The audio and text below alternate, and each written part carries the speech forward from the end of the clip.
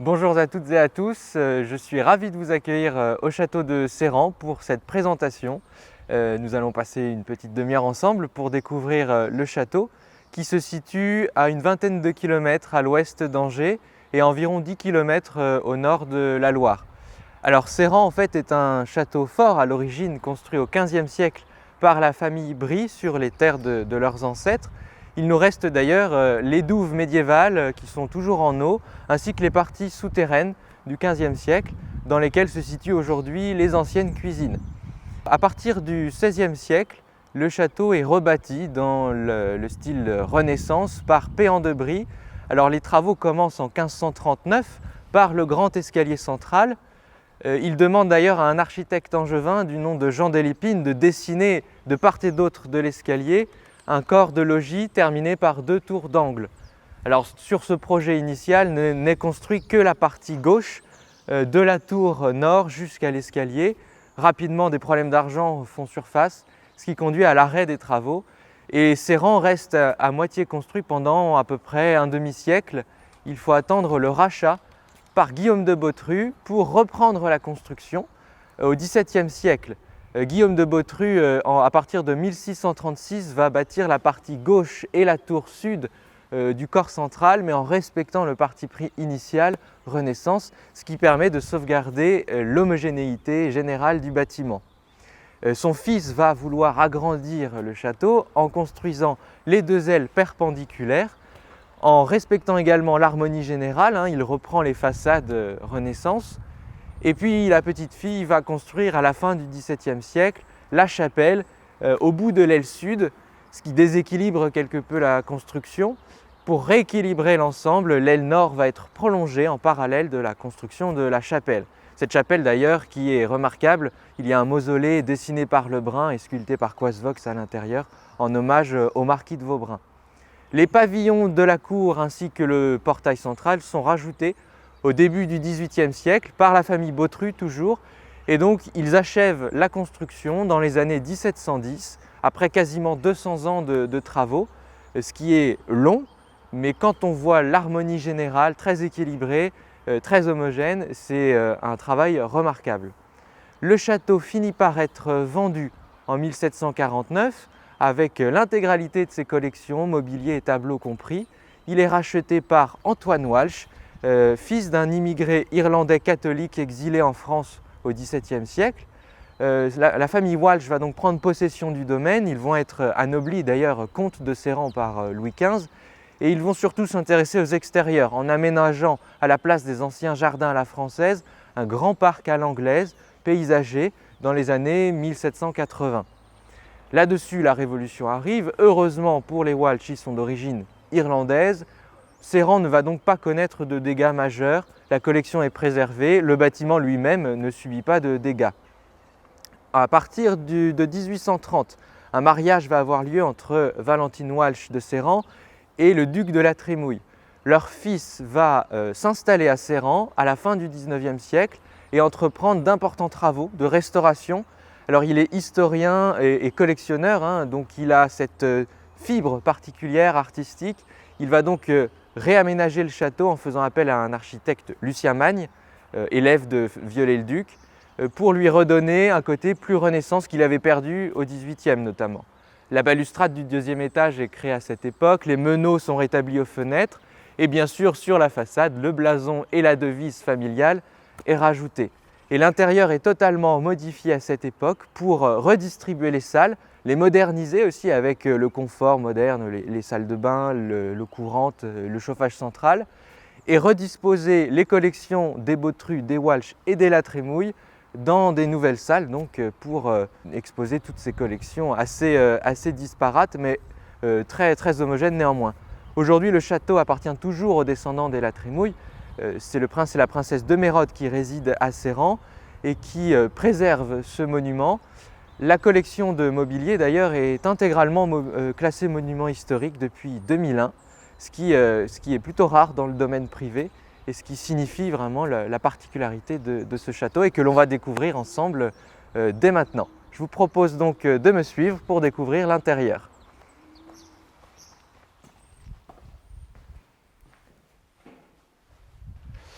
Alors, dès l'entrée, nous découvrons le grand escalier Renaissance du château. Donc, la première chose construite par la famille Brie au XVIe siècle.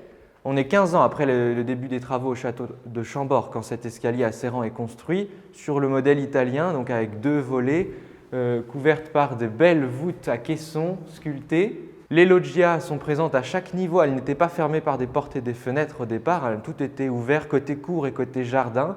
Ça a été cloisonné plus tard pour plus de confort. Mais on a affaire ici à un vrai bijou d'architecture Renaissance. Sur notre droite, il y a la salle à manger du château.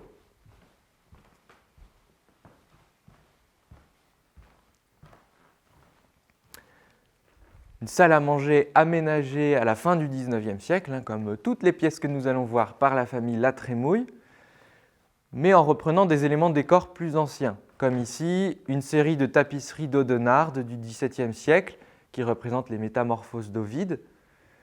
Alors, signe de la modernité de cette création de la salle à manger, il n'y a pas de cheminée, elle a été remplacée par une statue, puisque le chauffage central est installé fin du XIXe. Cette cheminée était obsolète pour la salle à manger. Alors il y a ici de conserver une belle table en acajou d'époque empire qui avait été commandée par la comtesse Walsh. Cette table pouvait s'agrandir pour accueillir 25 convives. La table est assortie avec un surtout et des chandeliers d'époque empire estampillés Thomire en bronze doré. Et nous avons exposé un service à vaisselle monogrammé et blasonné au Walsh de Serrans, comme on peut le voir sur les assiettes. C'est un service en porcelaine de Paris du début du XIXe siècle.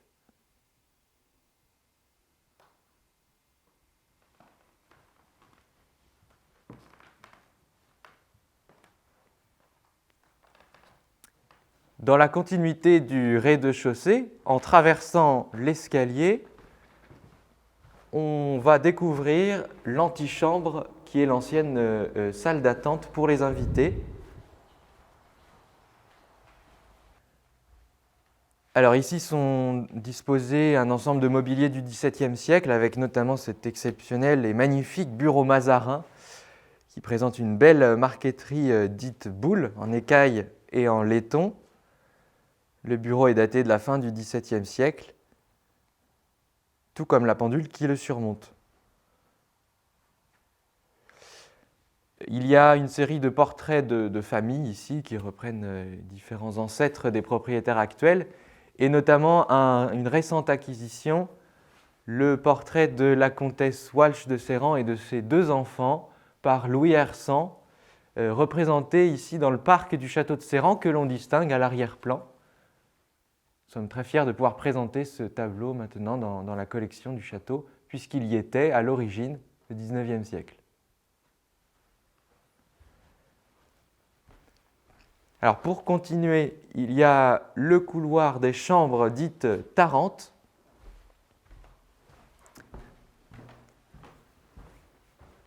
Avec la chambre du prince de Tarente qui est le titre porté par le fils aîné de la famille La Trémouille, l'héritier de son père.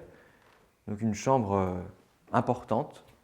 Nous commémorons d'ailleurs l'année dernière la mort, le 100e anniversaire de la mort du prince de Tarente qui avait une carrière parlementaire. Il était député à l'Assemblée nationale à l'étiquette de la gauche républicaine. Quelques souvenirs sont encore rassemblés ici à Serrans. Alors d'autres chambres sont accessibles, mais je vous propose de monter au premier étage pour continuer la visite par ici.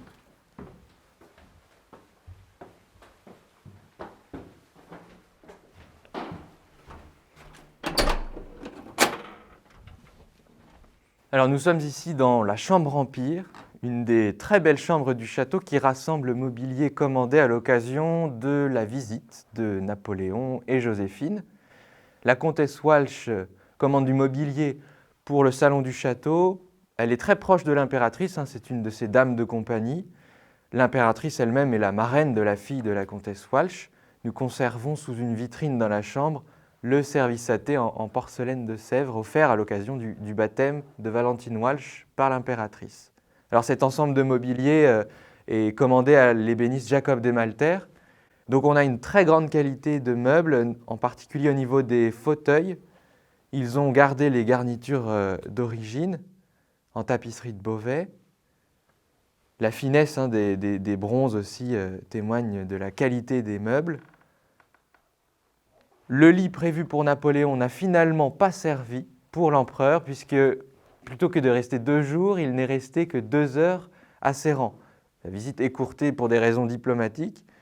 Le lit a été réutilisé au cours du XIXe par plusieurs comtesses Walsh, dont on voit le monogramme dans la couronne de laurier. Je voulais vous montrer en particulier un meuble que j'aime beaucoup. C'est cette commode secrétaire, Jacob Desmalter, qui est relativement rare dans sa forme et ses proportions. Elle est composée de 4 tiroirs en façade composée uniquement d'acajou et de bronze doré. Le tiroir supérieur révèle en fait une tablette d'écriture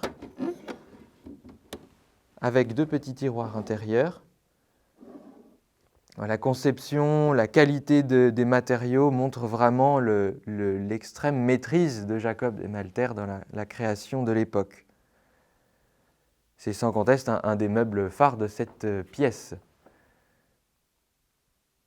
Je voulais aussi mentionner, avant de quitter la pièce, un très joli buste sculpté par Canova que l'on voit sur la cheminée et qui représente l'impératrice Marie-Louise dans la mode à la grecque de l'époque. Nous allons continuer la visite et passer à la salle de réception principale, le grand salon qui se situe à côté. Alors le grand salon porte bien son nom, c'est la plus grande salle du château, salle de réception principale, aménagée comme on le voit aujourd'hui à la fin du XIXe, toujours par le duc de la Trémouille et son architecte Lucien Magne, dans un style néo-renaissance, et on le voit particulièrement avec la grande cheminée dont le blason familial orne le trumeau principal. La série de tapisseries date de la fin du XVIe siècle. Ce sont des tapisseries de Bruxelles avec un joli décor qui mêle l'exotisme et les animaux européens. Aucun être humain n'est présent dans ces tapisseries, ce ne sont que des représentations animalières et végétales. Ce salon sert en fait d'écrin au plus beau meuble de la collection, qui est ce cabinet d'ébène. Il est daté des années 1645 à peu près, 1650, et réalisé par Pierre Goll, un des grands ébénistes de l'époque. Ce cabinet est en fait un cadeau de mariage. Il a été offert par dot à Guillaume de Bautru. Il est à Séran depuis sa livraison à partir de 1650-1660. Ce qui fait qu'il a tout traversé à Séran. Et on l'observe encore aujourd'hui dans son lieu d'origine et dans un état de conservation absolument fabuleux. C'est un meuble d'apparat, donc ça ne veut dire qu'il ne servait que de décor en quelque sorte. Et quel décor, hein. On a une iconographie mythologique sculptée dans l'ébène qui a cette teinte noire particulière, cette profondeur dans le reflet de la lumière. Et donc c'est un meuble qui était présenté lors des réceptions. Il était bien sûr présenté ouvert.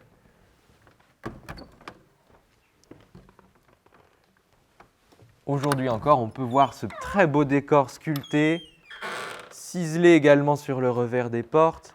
Vraiment une finesse d'exécution qui montre le talent aussi de l'ébéniste. Et les portes centrales révèlent un décor tout à fait particulier. Un décor de théâtre, très à la mode du XVIIe siècle, avec cette rocaille, cette fausse rocaille, c'est du liège en fait, des miroirs pour la profondeur, des colonnes en ivoire teintées de rouge pour imiter le corail, de l'ivoire peint également pour imiter le marbre, et une belle marqueterie au sol, notamment avec un damier en ivoire, en ébène.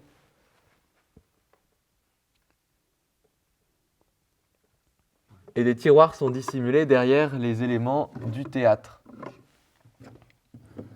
Au total, 33 tiroirs sont présents dans le meuble. Alors, ils n'ont pas d'utilité en tant que tiroirs, mais ils sont là pour montrer le talent de l'ébéniste et ce travail absolument merveilleux qui a nécessité environ entre 5 et 10 ans de travail pour produire ce meuble d'exception dont une dizaine d'exemplaires seulement existent encore aujourd'hui dans des collections publiques principalement. À ce jour, je crois que celui de Serran est un des seuls à être dans sa collection d'origine. Alors, je voulais également vous présenter une œuvre majeure de la pièce, mais beaucoup plus petite, qui est ce coffre. Ce coffre en plaques de laiton doré, incrusté aussi de pierres semi-précieuses et également de camées. Ces camées datent de l'Antiquité, ils ont été réutilisés sur ce coffre qui date de la fin du XVIe siècle. C'est un cadeau du pape Paul V à un des membres de la famille La Trémouille, qui était ambassadeur du royaume de France au Saint-Siège. Un cadeau plutôt prestigieux et qui révèle, outre un bel extérieur, un superbe intérieur dont le tissu est brodé de fils d'or et d'argent. Au centre du couvercle, on peut voir également le blason, les armoiries du pape Paul V, qui rappellent son origine. Alors parmi toutes les œuvres aussi qu'il y a ici, il y a quelque chose de particulier qu'on ne retrouve pas normalement dans un salon. C'est le grand meuble au fond, composé de boîtes en carton recouvertes de cuir. C'est un cartonnier pour ranger les archives du château. Le duc de la Trémouille, à la fin du 19e, je vous ai dit, c'est un amateur d'art, c'est un historien, c'est aussi un archiviste. Il a passé une bonne partie de sa vie à étudier les archives de sa famille, la Trémouille, une famille qui remonte au XIe siècle, dont les archives ont été préservées de la Révolution. Elles ont été amenées en partie à Serran. Mais maintenant, dans ce meuble, sont rangées une partie des archives du château de Serran lui-même. Je voulais vous montrer quelques extraits, notamment des choses qui rappellent la vie du château.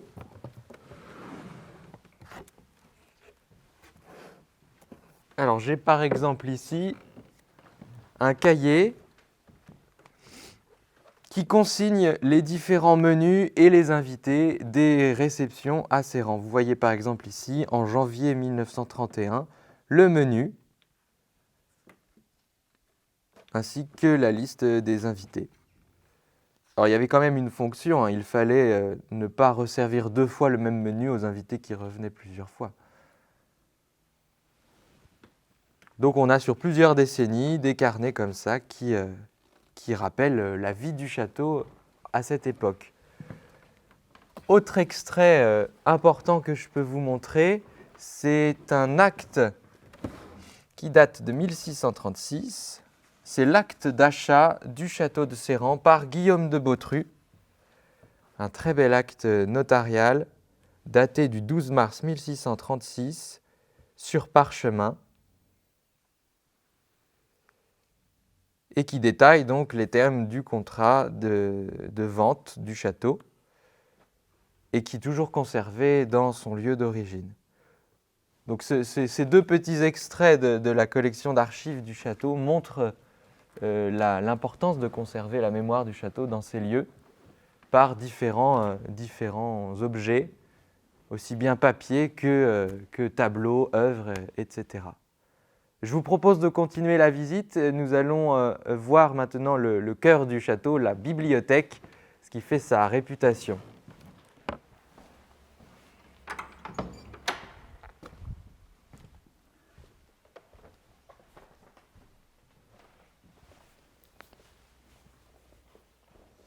Alors voici le trésor du château, l'énorme bibliothèque qui rassemble 12 000 ouvrages. Une bibliothèque considérable. Actuellement, c'est une des plus grandes bibliothèques privées qui soit conservée dans son lieu d'origine. Elle est d'ailleurs classée en tant qu'archive historique. Cette bibliothèque est composée en fait par les différentes collections familiales depuis le XVIIe siècle, notamment par Guillaume de Bautru qui commence la collection au XVIIe. C'est un des membres fondateurs de l'Académie française. Les Walsh ont racheté le château avec le mobilier, mais également avec les livres, et ils rajoutent même leurs ouvrages. On peut voir derrière quelques extraits, quelques livres dont le dos porte leur emblème, leur blason. Et puis le duc de la Trémouille ramène également ses ouvrages à la fin du XIXe siècle. Il les ajoute à la collection, on peut les voir avec cette croix sur le dos. la croix est composée des 4 T qui rappellent les titres de noblesse des La Trémouille. Ils étaient ducs de La Trémouille, ducs de Thouars, princes de Talmont et princes de Tarente.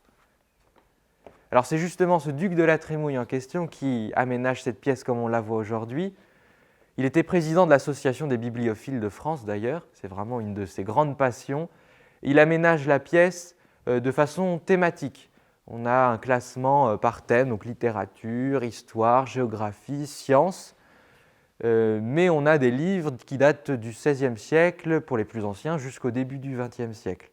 Parmi les pépites de cette collection, on peut citer la première édition complète de l'encyclopédie de Diderot et d'Alembert, et je peux également vous montrer ici la seconde édition de la description de l'Égypte qui date de 1820. Là, je vous ai ouvert le premier tome sur les antiquités avec des illustrations absolument sublimes comme le frontispice de la description d'Égypte, qui est une grande planche colorée qui montre un peu l'idéalisme de cette expédition d'Égypte par Bonaparte.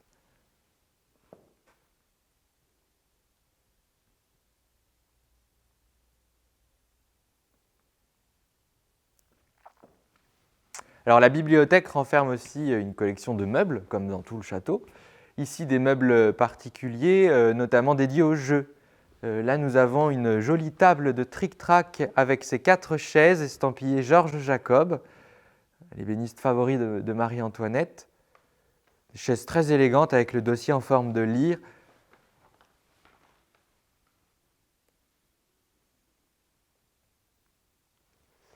Bien entendu, il y a quelques tables de lecture pour les livres, notamment les gros volumes, comme ici l'Atlas du Royaume de France, daté de 1643. Et puis, bien sûr, il y a le bureau du duc de La Trémouille, qu'il a fait faire pour son métier d'historien, d'archiviste. Il passait beaucoup de temps le nez dans les papiers. Et donc voici ce bureau avec plein de tiroirs, dont certains sont en fait des tablettes annexes pour poser des livres, des papiers. Il y a même des encriers intégrés dans le tiroir. On est donc sur un modèle assez unique et plutôt remarquable du point de vue de l'ébénisterie.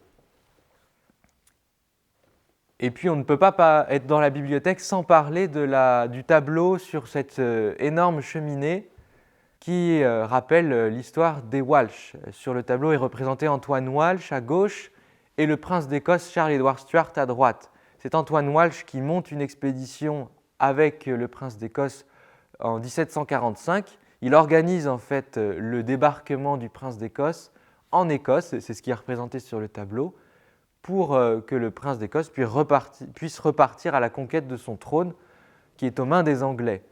L'expédition est un échec, mais lorsque les Walsh achètent le château de Serrans, ils ne perdent pas de vue leur fidélité envers la cause écossaise.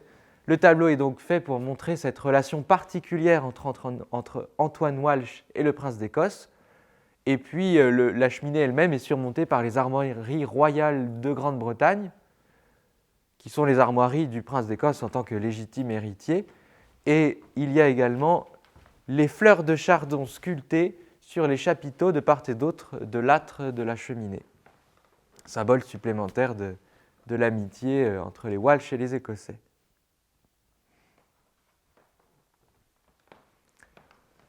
Je vous propose de continuer la visite. Nous allons découvrir une autre chambre. Cette fois, nous allons passer dans les appartements du duc et de la duchesse de La Trémouille, qui sont situés dans l'aile sud du château. Alors voilà, nous sommes dans la chambre de la duchesse de La Trémouille, qui est la plus grande chambre du château. C'est la chambre de la maîtresse de maison. Elle est organisée autour d'un décor inspiré du XVIIIe siècle, avec un très bel ensemble de meubles de cette époque. Et nous avons une belle tapisserie de Berlin, qui est datée de 1740, qui représente la cérémonie du thé en Chine. Elle s'inscrit dans la mode des chinoiseries en vogue à l'époque, particulièrement en Prusse. Le roi de Prusse aimait beaucoup. C'est d'ailleurs un cadeau du roi de Prusse au roi de France, un cadeau diplomatique. la tapisserie est sommée par les armoiries royales de France. C'est vraiment un chef-d'œuvre de la tapisserie, la finesse du tissage, la qualité des couleurs et la qualité de la conservation également en fait une œuvre tout à fait magistrale. La chambre a d'ailleurs été dessinée pour la mettre en valeur. Toutes les boiseries sont sur mesure, les couleurs jaunes de la pièce répondent à l'ambiance picturale de cette tapisserie. Donc la duchesse profite d'un très bel espace, mais en fait, comme on est chez la maîtresse de maison, il n'y a pas que la chambre, elle est complétée par un cabinet de toilette, et surtout, parce que nous allons voir, qui est l'ancêtre du dressing, le salon d'habillage de la duchesse. Un salon d'habillage qui est en forme de boudoir, de jardin d'hiver, baigné de lumière, très chaleureux, très lumineux, qui répond vraiment à la mode de la belle époque. Donc l'aménagement de cette pièce, c'est 1894. Et on peut voir d'ailleurs le portrait de la duchesse de la Trémouille sur le manteau de la cheminée.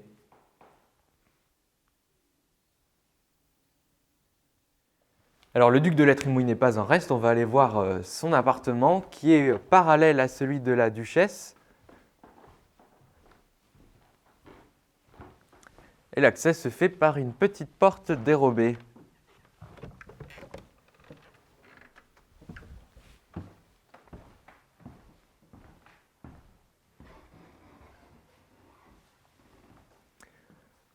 Voilà donc la chambre du duc de la Trémouille qui est une chambre un peu plus masculine, à moins de tissu, un peu plus petite également, mais avec de beaux éléments. On peut mentionner évidemment cette grande tapisserie qui fait partie de la suite des tapisseries de la salle à manger. Celle-ci ne rentrait pas dans la salle à manger, ils l'ont installée ici, mais c'est la mieux conservée de cette suite, avec de jolies couleurs et puis une bordure intacte dans la salle à manger. Elles avaient été découpées parce qu'elles étaient trop grandes. Et on a un beau lit à la polonaise également, et puis au-dessus de la cheminée, un portrait de Louis XIV. Le duc de la Trémouille profite également, outre sa chambre, d'un petit cabinet, un ancien cabinet de travail qui est devenu un petit salon d'habillage également, avec de grands placards en acajou pour la garde-robe. Et devant la fenêtre, une très belle coiffeuse de voyage d'époque Louis XV qui est estampillée Lacroix, qui est vraiment un des beaux meubles également de la collection du château de Serrans. Alors voilà, nous avons terminé pour ces salles de réception et chambres de prestige. Je vous propose de changer d'ambiance, de changer de décor. On va descendre dans les sous-sols du château pour aller voir les cuisines. Voilà, je vous retrouve dans les cuisines du château de Serrans. Donc on est ici dans les sous-sols, dans les fondations médiévales. On peut d'ailleurs retrouver le plafond gothique du XVe siècle, ainsi que des murs très épais. Les cuisines telles qu'on les voit à Serrans aujourd'hui datent de la fin du XIXe siècle. Elles présentent une collection d'ustensiles en cuivre encore complète, avec notamment les casseroles et les moules à gâteaux de toutes les formes et de toutes les tailles. Signe également ici de la modernité de la cuisine, il y a un fourneau au centre de la pièce dont l'évacuation des fumées se fait par un système souterrain. Il y a un conduit qui passe sous le dallage de la pièce et qui communique avec la grande cheminée en granit du fond. Alors pour conclure cette visite, j'aimerais maintenant vous emmener dans un endroit qui n'est pas accessible au public. C'est le deuxième étage et notamment la balustrade qui permet d'avoir une vue d'ensemble sur la cour d'honneur du château. Alors voilà, je vous retrouve après les sous-sols sur la balustrade du deuxième étage du château, avec cette superbe vue d'ensemble sur les façades de tuffeau. Cette balustrade a été ajoutée à la fin du XIXe siècle par l'architecte Lucien Magne, selon ce qui existait sans doute déjà à la Renaissance. On peut voir se développer donc ces belles façades Renaissance. Et puis au-delà, on a une très belle vue sur la campagne, le bourg de Saint-Georges-sur-Loire et même la vallée de la Loire encore plus loin. C'est donc ici que nous terminons la visite du château de Serrans. J'espère que ça vous a plu et que ça vous a donné envie de venir découvrir pour de vrai ce château qui est un vrai bijou de la Renaissance, qui a beaucoup de choses encore à vous faire découvrir dans ses collections, dans les pièces que nous n'avons pas eu le temps de voir. Merci beaucoup et à très bientôt, j'espère.